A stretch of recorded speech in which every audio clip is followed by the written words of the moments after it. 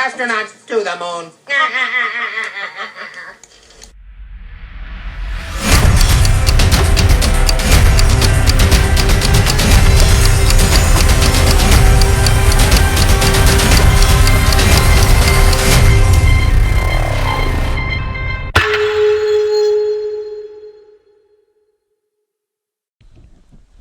What's going on, everyone? Jeranism again, back with another fun video for you. Got all kinds of cool stuff in this one. We have some Dogma, basically just proof that science is now a religion of scientism, and they'll do whatever they can to block the truth. Don't ask me why, although I think some of us can figure out why. I gotta show you something pretty cool with some math. I also did want to talk to the theist community, the Bible believers out there. Just to show you a little something that helped me see the light at the end of the tunnel. I want to show some of the atheist comments that were on the blog that I thought were hilarious. Just talk about set in their ways. And then I have some, I'm laughing already just thinking about it. I got some funny scientism preachers telling lies. Lawrence Krauss, got to be the funniest man ever. You cannot find a video of his without him sounding like an idiot. We got Neil deGrasse and Bill Nye, and I think you'll enjoy these. And then we got some Apollo stuff. You know, my favorite. Point out some errors there. I have a couple more pictures I found. And also kind of promoting the open letter to Professor Brian Cox. You might know who he is. Got some stuff at the end for him to look at. He's been issued an open letter now twice, once in August of 2014 and once just this last month. April 2015. He has failed to respond, which he's a scientist. Why are you not responding to open letters asking for facts and evidence? That's what science is, my friend. So I do hope Mr. Cox decides to answer his letter, since he feels like calling people morons for not believing in the Apollo landings, which I don't, so I guess I'm a moron. And I would like him to very much to answer those questions that have been asked to him. So we'll have to wait and see. To see how they did it, you can see we all were taught with the globe constantly shoved in our face from kindergarten on, taught as truth, and wouldn't have taken them very long either to put their people in the colleges, in the high positions in science. And then you set up a system by which the only people who can change those rules are through peer review. And in order to be peer reviewed, you must have gone to the same education that everyone else has gone to. That is part of their little plan. So, not very hard what they did, but the only way we're going to get people to wake up to it is getting some of those that have been taught the wrong way to take a closer look at what they actually believe and what they're teaching. You can see right in front of you here that Earth spinning in the vastness of space and everything else that they teach us, and for, I guess, their hate of God, I can't really think of why else they would do that. But now look at this image. Does that look like we are spinning? No way. That is still as could be. And if you look at this, if you do believe in the spinning blue marble, then you believe that this is how our planes operate on a day-to-day basis, going upside down and inside out, and I think that it's pretty obvious that that's not how things work. Look at this image and you'll see how there's two layers of clouds. Neither of them moving very fast, but definitely two layers. So explain how that works with the spinning Earth theory. How could this possibly work if they tell us that the atmosphere stays with the ground as the Earth spins 1,000 miles per hour? So what is the answer for why the clouds are able to move independently, yet the atmosphere is supposed to be sticking directly to the Earth? It's obvious nonsense. It doesn't work scientifically. It doesn't work by any testing. That's something you may or may not know, that the entire system is based on fabrications of math, and there is no proof that we are on a spinning globe. No more proof than us being on a flat land, or no more proof that we circle the sun than that the sun circles us. And that's something you can ask anybody in science, and they're probably going to lie to you. But if you really did your research, you would see that that is the absolute truth. It has been decided on philosophical reasons that we circle the sun and not the other way around. So first things first, I wanted to go through a few math problems just to show you what they're doing with it and how they use it to prove their little theorems. You can find this on Wikipedia under mathematicians or mathematics. Mathematicians seek out patterns and use them to formulate new conjectures. And the definition of conjecture is an opinion based on incomplete information. So that's not really what we should be basing any of our science on or our facts upon. Only when mathematical structures are good models of real phenomenon, then at that point mathematical reasoning can provide insight or predictions about nature. So you'll see here I have a real easy math situation. Let's say we had $16 and we needed to separate it between 4 people. So there's 2 different ways we can do that. We can, number 1, check out reality and see if it can work it out on its own. Number 2, we can do the math. But we know that $16 is 1,600 pennies, and we could then take those pennies, divide them up between the 4 people. Each person would get 400 pennies.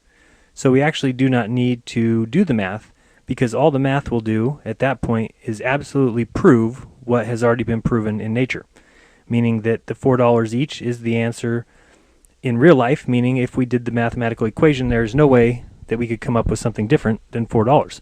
And you'll see on the screen there that I went ahead and worked it out. $4 is the correct answer. But like I said, we have no need to do the math, as the math will always just prove the reality. So when you hear that math proves something, it must prove the reality, or else it is a belief. You can believe that the sun is 92 million miles away, but it can't be tested. So that is the difference when they have created mathematical equations that we cannot test in reality. And you are forced to trust them, buy into their dogmas and their set of rules and regulations, or you can use your own mind and come up with your own answers and beliefs. The role of empirical experimentation and observation is negligible in mathematics compared to natural sciences such as psychology, biology, physics. Albert Einstein stated that as far as the laws of mathematics refer to reality, they are not certain, and as far as they are certain, they do not refer to reality. So, is their math proving your reality, or is it in and of itself your reality? So today, no consensus on the definition of mathematics prevails, even among the professionals. There is not even a consensus on whether mathematics is an art or a science. A great many professional mathematicians take no interest in a definition of mathematics or consider it undefinable, and some just say that mathematics is what mathematicians do. My problem with that, obviously, is we are allowing magical conjectures on paper to shape our reality, and that is not what math was ever intended for. What its purpose is simply to help prove our reality. The problem becomes, instead of using the math to simply prove our reality and help it match our reality, they're using it from a foundational position by setting that up first and not allowing us to test it. There's no way for us to know that it's true, so we're forced to either believe them or not. That's up to you, of course. I'm choosing not. So the next thing I wanted to do was prove to some of you theists or Christians out there that what you were taught, what the Bible teaches, what your pastor teaches about the fall of man cannot be possibly true. There is no way that a God intended for us all to live forever on the earth. And this is a calculator. You can see the address in the upper left-hand corner. You can go there and play with it. It's kind of fun. Basically, I set a couple parameters. So I started at year 1 with a population of 2 or 3. And we went with, at first, the 500-year point. You'll see that our population was still small, about 25 people, a few dozen. And that was after 500 years. But as you know, if you know anything about exponential growth, as time goes on, you're going to have a lot more people, and they're going to start adding up quickly. Now, remember, this calculator doesn't take into effect the fact that you were taught that we were not supposed to die. So this calculator kills people off at 80 years old or so. Remember that this number is going to be far too low, because in the Christian perfect world before the fall, of course there would be no death, and also you'd have women giving birth probably into their great late high numbers, or even forever. So quickly, you would have far too many people on the earth that the earth could even hold. And we're going to show you that here in a second. You'll see now I'm up to 5,000. In the year 5000, we've already got 206 billion people. So right now the earth has about 7.5 billion, or so. Quickly you'll see, and this is just with a 1% population increase, which, if the Christian story was true, your population increase would be insane. I can't even imagine, but you'd have pretty much every female on earth probably giving birth probably every year. So of course you'd have much higher than a 1% population increase, which is actually around the average of the earth right now, the 1%. So again, I would never ask anybody to believe what I believe, or I'm not telling anybody to believe what I believe. I'm just giving you some hints as to what I think is a smart way to go about researching your own faith. And a place to start would be, if you think that the Bible is divine and you think that the entire thing is true, then you do believe that God is perfect, and you do believe that there was the fall of man, literally, and you do believe that a Satan or some sort of deceiver actually fooled Adam and Eve. And these things you should look at. Is this the God that you want to worship? The one that put the two humans here with Satan on the earth, allowed them to be deceived, put the tree in the middle of the garden for them. What I'm trying to get at is, I hope that you see, if you look deep enough, that there is a hidden meaning throughout the entire Bible. Is there a lot of truth in there? Absolutely. Is there a lot of stories that Christians are taking literally? Noah's Ark, that shouldn't be? Absolutely. Some of those things are really what's causing me a personal problem, because as I'm trying to battle the science, I'm immediately being put into the Christian box. And that's not where I want to be, because I do think that they have their own dogma and beliefs that they have no right in believing, other than they want to say that the Bible is divine. So what I'm trying to show is, with just this simple math, you can figure out right away that the earth couldn't have sustained people for 7,000 years if everyone didn't die. So then right away you can say, well, the Genesis story must be allegorical, because it can't be telling a actual truth. That cannot be the point. And do you really want to worship a God that punished? They say there's been over 100 billion people who have lived. Do you really want to worship a God who is putting 100 billion people through agony and having them born in sin, because the first two had an error, that they wouldn't even have known what a lie was? They wouldn't even have known what deceit was. They would have just believed the devil. And do you really believe in talking snakes? But we can get to that some other time. So just finishing up my little math problem here, what I was able to do was figure out that there's a few quadrillion people possible that could fit on the earth, and that was actually, again, way underestimating. I gave each person only 150 square feet, and also included all the surface area of the earth, not just the land, but also the oceans. And again, that's not even counting a need for stores and car dealerships and restaurants, etc. So you'll see that by figuring out how many people could fit on the earth, which is just a few quadrillion, in 10,000 years we would have what appears to be about 30 zeros after that number. So right away that should be proof to you that the intent from the beginning could not have been for humans to live forever.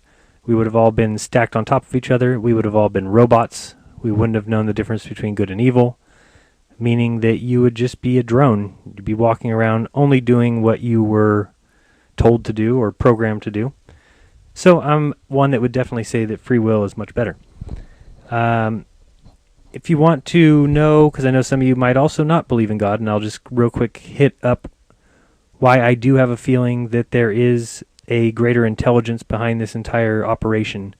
Best way that we can look at that is, if you think of let's take a look at a seed. like a seed to a tree. And if you were to take that seed and just really clear your mind and just allow yourself to really look deep into that seed, and if you started to kind of follow the path that that seed will take in its life, it is what looks like a little tiny nothing in your hand. And with the addition of water and the sun, that tree will begin to grow. And it doesn't take time off. It just grows and can end up becoming like the great sequoias you may have seen, hundreds of feet tall. It can become hundreds of years old, thousands of years old. And it also reproduces after its own kind. So it's also going to create for itself other seeds and be able to reproduce. When I look at that deeply, there's no way that I can say that that is accidental. There's no way that stardust and gravity and bosons and cosons all crashed together and created the perpetualness of everything that's on the earth. There is a greater rhyme or reason in my mind, and it was easy to see that starting with the Bible, seeing that the Bible to me is written by men. So that tells me that it cannot be divine, and just by the pure fact that I don't believe in a God that does the things that the Bible God says. If I ever were to find out that that were the God, I wouldn't worship that God. I would choose not to.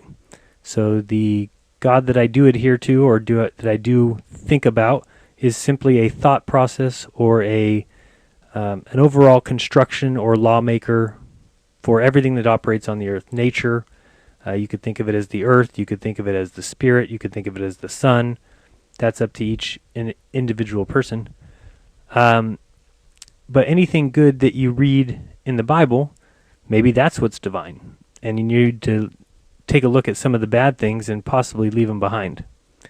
So start there and realize that you've been taught by your preachers, by your parents, that every word is true. And if that is true, then you believe in a God that floods people, in a God that kills, in a God that murders, in a God that does rude things like to Job behind his back, sets up little bets with Satan about bothering him and inflicting pain, and even going as far as killing his family members and taking his properties. So that's all I wanted to say about that. Hopefully I can get some people to wake up and realize that there's something much, much deeper that you're supposed to find, and it's not just plain words in a book. Okay, so I wanted to get into some of this cool dinosaur stuff that's been happening as of recent. Don't know if you've seen it in the news, but there has been a few dinosaurs that have been unearthed within the past 5 years that have had soft tissue cells inside of the bones, which is, of course, absolutely impossible if dinosaurs are 65 million years old. It would be impossible if they were 150,000 years old. Pretty much the scientific explanation or the scientific thought is that it takes about 50,000 years at maximum for these blood vessels and things like that to decompose, and we are finding those items in dinosaurs today. So the story is of California State University Northridge. One of the scientists there, his name is Mark, and he was actually terminated, and he's a 30-year scientist. He's also been published, and he was fired because he found soft tissue in a dinosaur bone. From the school said, "We will not tolerate your religion in this department."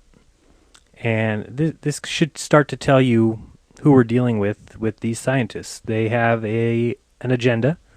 They have a simple set of rules and regulations that they need everything to flow under.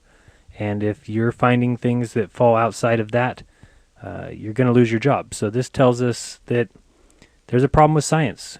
Why would you want to become a scientist knowing that if you made a finding that was against what science knows to be true now, that you could lose your job? It's absolutely insane. And if you watched my last video, which is linked in the description below, you saw Bob Earhart offer Jack Horner $20,000 to date a recent found T-Rex bone with soft tissue in it, and that was denied simply because they said it wouldn't help us, is what Jack said. And that's insanity. It's not science. Science is the retesting and the experimentations, and they should be doing all of this, and they don't want to do any of it because some of the findings is going to turn academia upside down. Some very cool pictures coming up here. This one here is from some ruins in South America somewhere. You'll see that I put an arrow towards a little depiction on that wall, and when you get close to it, you will see that it is without a doubt a stegosaurus. There's no other animal that it could be, and this was just 3,000 years ago. So is it possible that dinosaurs lived just 3,000 years ago? One thing to look at, what are dragons? Why are there dragons in folklore? Why are there dragons in the Bible, or behemoths? What were they talking about? Were they talking about dinosaurs? And has this been hidden to further push the evolutionary timeline? So you should look at a few things. For example, the Chinese zodiac, which consists of 12 animals. One of those animals is a dragon. So would they have picked a mythical character to go inside their zodiac, or is the dragon the dinosaur, and did they live with humans just a few thousand years ago?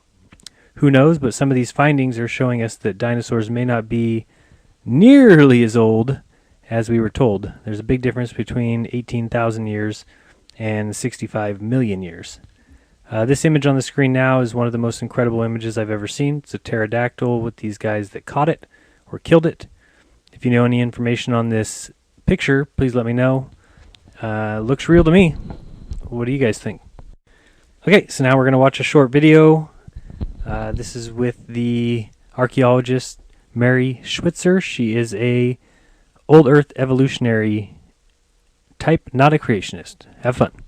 No one had ever found it before in a dinosaur. And she calls up and says, we have medullary bone. Oh, now this had to be thrilling. Yes, very exciting. And that wasn't all. What happened next happened by mistake. Mary put some fragments of the bone in acid to dissolve away the outermost layer of mineral. But the acid worked too fast, and all the mineral dissolved away. Being a fossil, there should have been nothing left. But there was, and it was elastic, like living tissue. This is the teeth. No. She showed us videos she took under the microscope. That's really what happened? Yes. That's the dinosaur bone? Without mineral now. That's what was left. It looked like the soft tissue she would have expected to find if it had been modern bone. This was impossible. This bone was 68 million years old. So you see this, and you think, what? You I didn't want to tell anybody. that you'd be ridiculed, Yes. right? And so I said to my technician, okay, do it again. I don't believe it. And yet, in sample after sample, they were there. Things that looked suspiciously like flexible, transparent blood vessels. She finally mustered the courage to tell Jack. She said she dissolved the bone away and there were blood vessels. And, I was like, shocked. How could that be? How could that be? That's right. The things Mary was finding inside dinosaur bones, Look at that. blood vessels, and even what seemed to be intact cells, pose a radical challenge to the existing rules of science, that organic material can't possibly survive even 1 million years, let alone 68 million. Mary, Jack, and their team published their B-Rex findings in a series of papers in the journal Science and were promptly attacked. Critics said their samples might have been contaminated, or that the supposed blood vessels were actually something called biofilm, a type of slime. But as Mary showed us, she's been able to replicate her findings. These are pieces of an even older dinosaur, a well-preserved 80 million year old duckbill. When she dissolved it away in acid... Let's put this under the scope here. Well, look. Is that a blood vessel? This is a blood vessel. You see the branches right there? And look at all of them. And it's so consistent over and over and over again. We do this bone and it comes out and I get excited every time. I can't help it. I mean, 80 million years old. Mary published her new results last spring, and while some of her critics have been swayed, the controversy still rages. And the stakes are high. If blood vessels can survive 80 million years, what about DNA? Inside those channels where the blood vessels would have run were these little round red structures that were all kind of lined up like a train, and they were bright red and translucent. Nobody else had seen anything like that before. The very idea of blood cells in a 70 million year old bone was more than unconventional. It was radical. Derek Briggs is curator of invertebrate paleontology at the Peabody Museum at Yale University. What was your initial reaction to that? Oh, I think the same reaction as everybody's, that this was totally improbable. She perhaps misinterpreted the evidence or was exaggerating the potential for what she was seeing. Has anybody else that you know of found similar things inside a bone? No. Why do you think it didn't occur to anybody?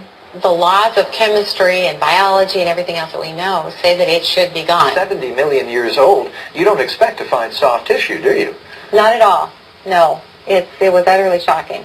Like I said, a lot of our science doesn't allow for this. All of the chemistry and all of the molecular breakdown experiments that we've done don't allow for this. So if this material turns out to be actual remnants of the dinosaur, then yes, I think we will have to do some, certainly rethinking of some of the basics of the model of fossilization.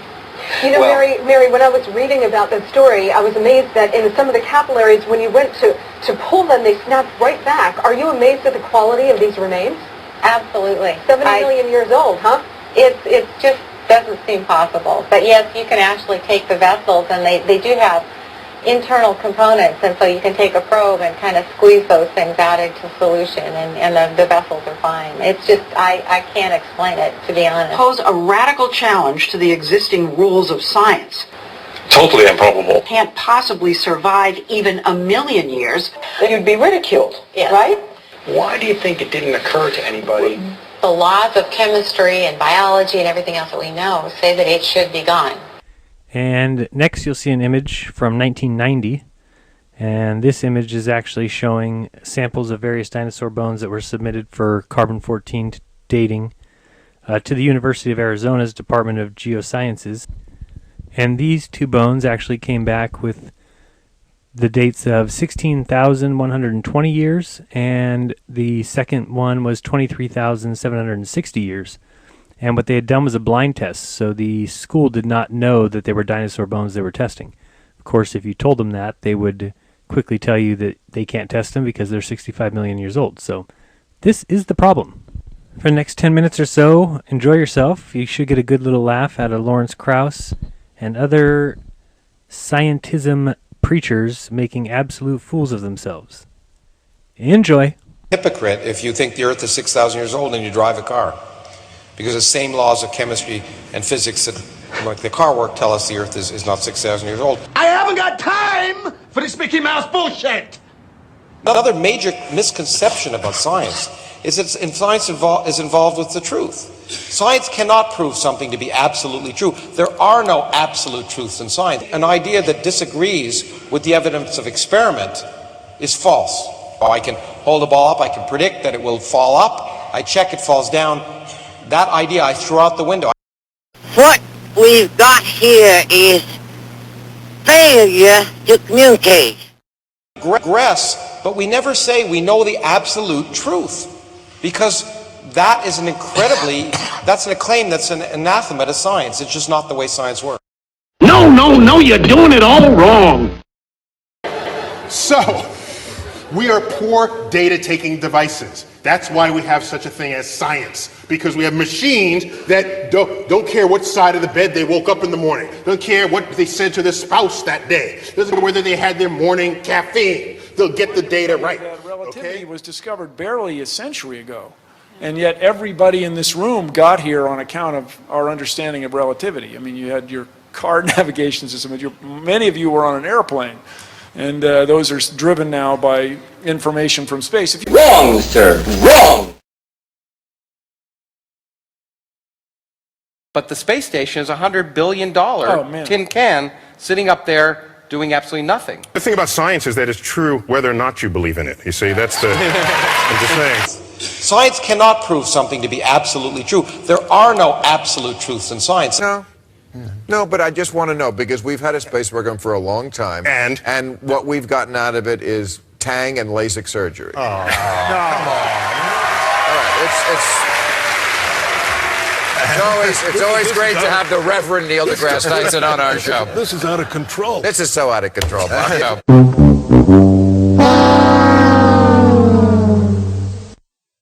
The lesson of science is that the universe doesn't care what you like.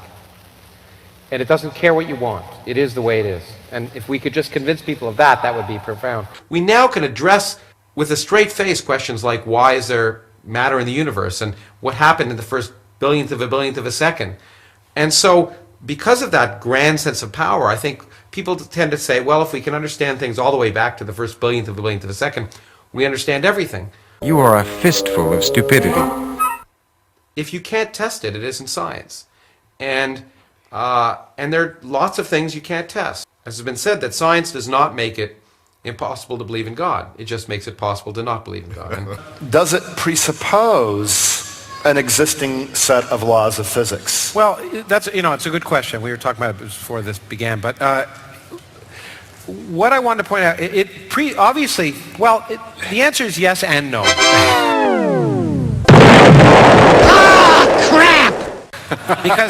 Because the answer is yes. It could be that all possible laws occur. Did you ever notice how many really stupid people you run into during the day? And my point is, therefore, that it's not as if you need, if we ask what people really mean when they ask, what's the miracle of existence? Most of the time they say, how can you get the stuff we have unless someone said, let there be whatever? And the point is, it's not a miracle to have stuff where there was no stuff. That's no miracle. What? It's not a miracle to have a universe where there was no universe. That's not a miracle. What? And you don't have to have a uniquely set of prescribed laws of physics for our universe to arise.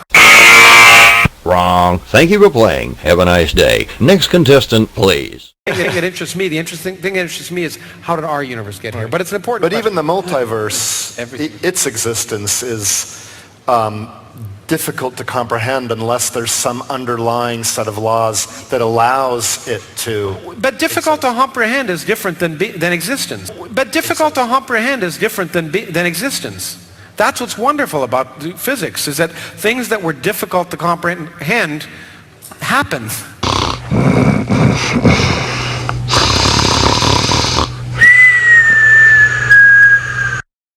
But difficult to comprehend is different than existence. That's what's wonderful about physics, is that things that were difficult to comprehend happen. And we've been able to comprehend them. There may be ultimately things we'll never comprehend. What you just said is one of the most insanely idiotic things I have ever heard. At no point were you even close to anything that could be considered a rational thought. Everyone in this room is now dumber for having listened to it. What created the Big Bang? Where did the stuff that created the Big Bang come from? Well, I would say read my book, but more importantly, buy my book. I'm going to. But in any case, let me just give a 1-minute answer, because it's a long question. What is remarkable is that to create stuff, it sounds like you need stuff. And to create stuff, and the conservation of energy, you would think, and this is one of the arguments often used, conservation of energy means you can't start with nothing and have a universe with something. But what is amazing is when you add gravity into the mix, a miracle occurs, but a natural miracle. That gravity allows negative energy as well as positive energy configurations. And you can create, for example, 2 particles out of nothing. Now they have energy because of their rest mass. But if the gravitational field they're in is strong enough, the gravitational potential energy attracting them together is so strong and negative that the sum total of those 2 bits of energy can be precisely 0. And you can create those particles with impunity. And in fact, that happens, we think, near black holes. And in fact, it will happen in empty space. And so in fact, to create stuff, you don't need stuff. You just need nothing. And in this case, quantum mechanics. Right. Who is this really? What's going on? How come you want me to do all these weird things? To create stuff, you don't need stuff. You just need nothing. And in this case, quantum mechanics. 10, 9, ignition sequence starts. 6, 5, 4, 3, 2, 1, 0. All engine running. Liftoff. We have a liftoff. 32 minutes past the hour. 21st of July, 1969. Man completed his most daring and brilliant journey ever. The team of Neil Armstrong, Buzz Aldrin and Michael Collins, crew members of the Apollo 11 mission, had landed on the moon. I'm joined in the studio by Violet Berlin. Anyway, let us now introduce Jerry Griffin and Pat Norris. Now, Jerry Griffin, you were the flight director. Pat Norris, you were in charge of various aspects of the navigation of Apollo 11. The space program really began with kind of an aviation base. It was really airplanes. I was an aeronautical engineer. Many of us were aero engineers. So, flight director, now tell us about Pat. Well, Pat was involved in the front end of these flights. He actually was involved in designing the navigation software and the math, if you will, of how to get us to where we were going. By the time we actually flew, Pat's job was pretty much finished, but without him, we wouldn't have gotten anywhere. And we are, in computer language, talking almost Stone Age. I'm afraid so, yes. It seemed great at the time. Cutting edge. But it seemed cutting edge, but things have moved on so far. But what filled a room, a computer that filled a room in those days would now fit on a wristwatch. And the sort of computer that was used in the Apollo lunar module itself is so small you couldn't buy one these days. It would be. Well, I mean, how much K memory did you have? Apparently it was, if memory serves me right, it was about 32K. One of the biggest problems of space flight, and any astronaut will tell you this, is stowage. The stuff floats around, and now in 1G it would settle down, but they had to get it put away so that when they opened the hatch it wouldn't blow out. Yeah. So this is before Velcro was invented. Yes, that's right. Pre-Velcro. So we pre-Velcro. There was a life pre-Velcro. So this is before Velcro was invented. Yes, that's right. Pre-Velcro. So we pre-Velcro. There was a life pre-Velcro.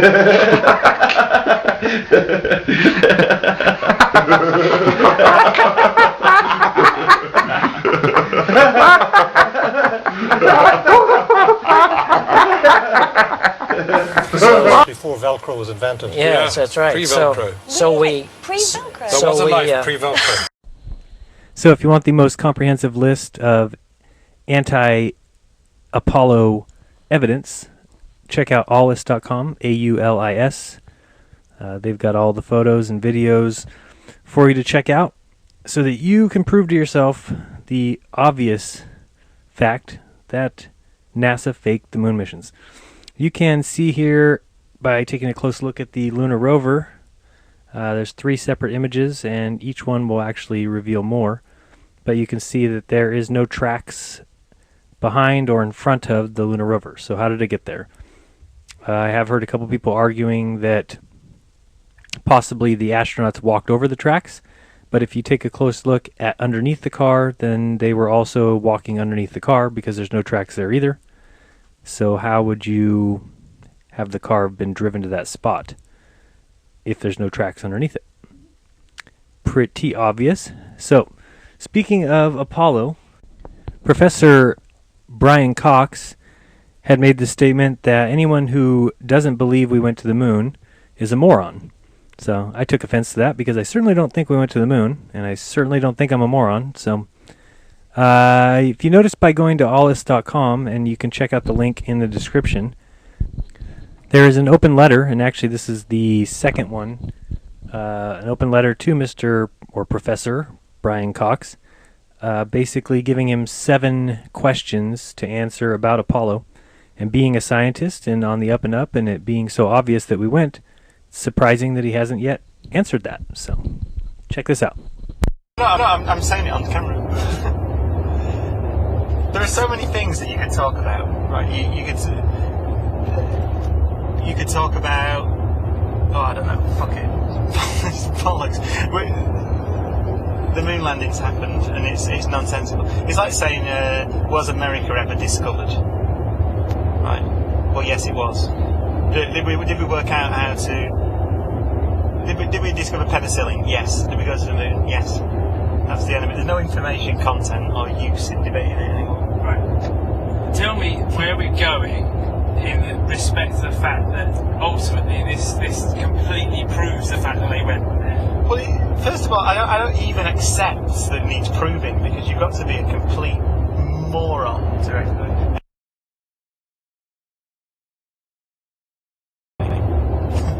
Remember, if you don't hear my question, your answer doesn't make any sense whatsoever. Yeah, right. Are you really suggesting that in this program, a scientific documentary program about gravity, you're going to even mention the words, could it have been true that the moon landings were fakes? Well, you know the script that I wrote? Yes. Did you read it? No. No. There we go. Does it say something about the moon landings being fakes? It's a comedy throwaway line. I'm not saying that we're saying that it didn't happen. It's a comedy throwaway line in that, of course it bloody happened, because I fire a laser at the moon and it sends it back. It's a silly thing to have said. So, alright. Where are we going, and what does it prove or not prove, and who cares? We're going to the loser laser range. We're going to the lunar. We're going to the. Where are we going? Where are we going? McDonald Observatory. McDonald Observatory. I love the idea that so you say that, so the particle physicists, right, all the scientists say, no, that's not going to happen. Yeah. Right? And then, well, you would say that. Like, well, Yeah. my opinion is like, well, hang on a minute. You're not allowed to have an opinion Yes. unless you know Yes. Something about what just you're talking about. You know, Yeah. well, you can have your opinion, but you don't have a right for it to be listened to. Yeah. You know, I mean, you do need some knowledge. I mean, the example I like to use is a plane. You know, if you say, you don't sit on a plane and go, well, I think the wings, I don't want the wings to be like that. Yeah. I reckon They should be they square. should be like that. Right, I reckon. I want them to look like a Lego aeroplane. You don't know, but hang on. You need a bit of aerodynamics training to design a plane wing. Yeah. And, but no. But it's the same with the Alex. It's like, Yeah. do you think it's silly? No. Okay. That's that one It's answered. just thermodynamics. I don't know, I can't get over it. I just can't get around thermodynamics. Explain why, because it's thermodynamics Right. a good scientific reason as to why there isn't an afterlife. Well, I think so. I mean, the thing is, you need, as far as I'm concerned, we're information processing devices. Right. So we're processing information at the moment. Yeah. Which requires energy. It requires actually temperature difference to do Yeah. that. And so we generate that by eating food, convert it into energy, and then there's some temperature differences Right. around so we can do work. Right. So that's we're a heat engine. That's what we are, heat engines. And so if you stop providing the power source, then you start processing information. Yes. And that. And then you I stop. can't get beyond that. Right. That And sounds very, therefore, very convincing. Steam engines work, and fridges work. Yes. Right? Fridges work by taking heat out of the box, by having a big heater on the back of them. Yeah. If you ever wonder why a fridge has got a heater on the back of it, Yes. which seems a weird thing to do, but the temperature of the back of the fridge has got to be higher than the temperature of the kitchen Yeah. in order to allow it to do work and take the heat out of the fridge. And Right. that's how it works. Yeah. And that's how we work as well. Yeah. So if there were an afterlife, I would have to reconsider the engineering design of fridges with a very critical eye, and I have to get really worried and think that I don't understand the universe. I mean, there's certainly a great story to be written of the physicist who wakes up and he is in heaven. It's like, well, how do He's going, fridges hang on a minute. How do fridges work then? Yeah, that's the first thing I'd say. Does Brian think string theory will unite quantum mechanics and relativity? Wow, yeah, I remember reading that you tie a parcel with, and that's sort of It's too the- literate. Basically, the problem with gravity is Yeah. your gravity. Yeah. Your common. It's always been a problem for you, your is- gravity. I've never been easy with it. The problem roughly boils down to the fact that you've got these particles look like points in that theory, in Einstein's theory, basically. Right. And what string theory does is make them little loops of string, basically. Right. So because they're not point-like, you get around some of the problems, basically. So it's kind of a way of trying to solve the problems and build a theory that looks like a quantum theory of Right. gravity. And no one knows whether it's right or not because Right. it's very difficult to test experimentally. Every measurement we've ever made of gravitation and it's very difficult because it's so weak as a force. It's incredibly weak. That's all the others have agreed with Einstein's theory. So you need to do some experiment that tells you where to go next.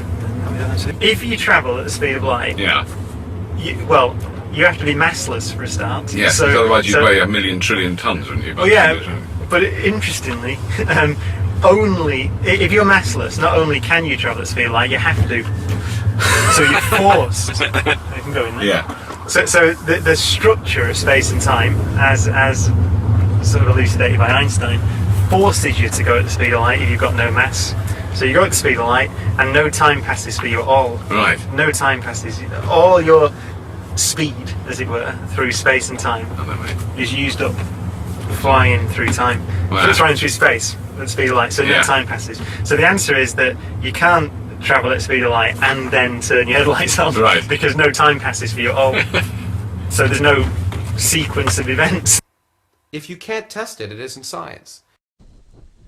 So check out the open letter to Professor Brian Cox, and for those of you science preachers and science backers, what is the reason that it has been since August and Brian has not answered 7 simple questions that a lot of the moon hoaxers have had? If this is truly the case, I don't even accept that it needs proving, because you've got to be a complete moron to anyway. But remember, if you don't hear my question, your answer doesn't make any sense whatsoever. Yeah, right. he could very easily show himself to be a stand-up guy and answer the questions and help us all to see the light at the end of the tunnel.